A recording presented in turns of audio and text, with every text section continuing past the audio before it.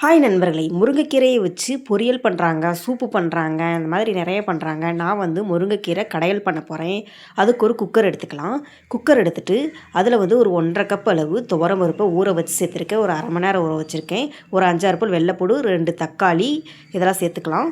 சேர்த்துட்டு மஞ்சத்தூள் ஒரு 1/2 ஸ்பூன் சேர்த்துக்கலாம். தேவையான அளவு கல்லுப்பு சேர்த்துக்கலாம். சேர்த்துட்டு தேவையான அளவு தண்ணியும் சேர்த்துக்கலாம். இது முங்குற அளவுக்கு சேர்த்துனா போதும். இந்த அளவுக்கு சேர்த்துட்டு ஷேக் பண்ணி விடுங்க. நல்லா கலந்து விடுங்க. கரண்டி வச்சும் கலந்து விடலாம், இல்லைன்னா எடுத்து அப்படி இந்த மாதிரி ஷேக் பண்ணி விடலாம். இப்போ வந்து பெருங்காயத்தூள் வந்து லைட்டாக சேர்த்துட்டு அதையும் நல்லா ஷேக் பண்ணி விட்டுட்டு ஒரு குக்கர் மூடி போட்டு ஒரு 3 விசில் விட்டு ஒரு 3 இல்லை 4 விசில் விட்டு எடுத்துக்கலாம். பாருங்கள், நல்லா வெந்துருச்சு.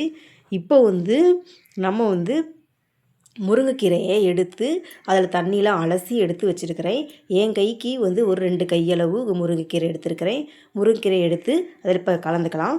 நல்லா கலந்து விட்டுட்டு இப்போ வந்து தேவையான அளவு உப்பு போடுறதா இருந்தாலும் லைட்டாக சேர்த்துக்கிறதா இருந்தாலும் சேர்த்துக்கலாம். இப்போ தண்ணி கொஞ்சம் தேவையான அளவு சேர்த்துக்கலாம். சேர்த்துட்டு இந்த தக்காளி, வெள்ளைப்பூடு, இந்த துவரம்பருப்பு கூட வெந்தது கூட முருங்கைக்கீரை நல்லா வேகட்டும். வெந்ததுக்கப்புறம் பருப்பு மொத்த வச்சு கடைஞ்சி ஒரு பாத்திரத்தில் மாற்றி வச்சுருக்கேன்.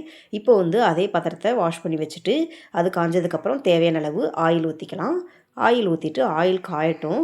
ஆயில் காஞ்சதுக்கப்புறம் ஒரு 1/2 ஸ்பூன் வந்து கடுகு உளுந்து பருப்பு சேர்த்து பொரிய விட்டுக்கலாம். பொரிய விட்டுட்டு ஒரு 1/2 ஸ்பூன் சீரகம், 2 3 வரமிளகா, தேவையான அளவு கருவேப்பிலை இதெல்லாம் சேர்த்து பொரிய விட்டுட்டு ஒரு சின்ன வெங்காயம், இதுக்கு சின்ன வெங்காயம் தான் எடுத்துக்கணும். இந்த அளவுக்கு சின்ன வெங்காயம், ஒரு கப் அளவு சின்ன வெங்காயம் எடுத்து இந்த மாதிரி கட் பண்ணி சேர்த்துருக்கிறேன்.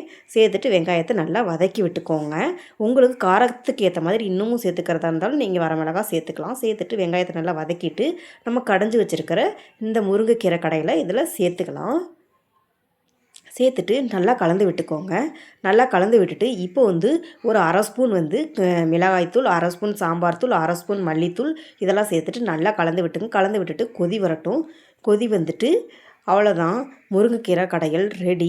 நீங்களும் உங்கள் வீட்டில் இது மாதிரி ட்ரை பண்ணி பாருங்கள். ட்ரை பண்ணி பார்த்துட்டு எப்படி இருந்துச்சுன்னு கமெண்ட் பாக்ஸில் கமெண்ட் பண்ணுங்கள் நண்பர்களே.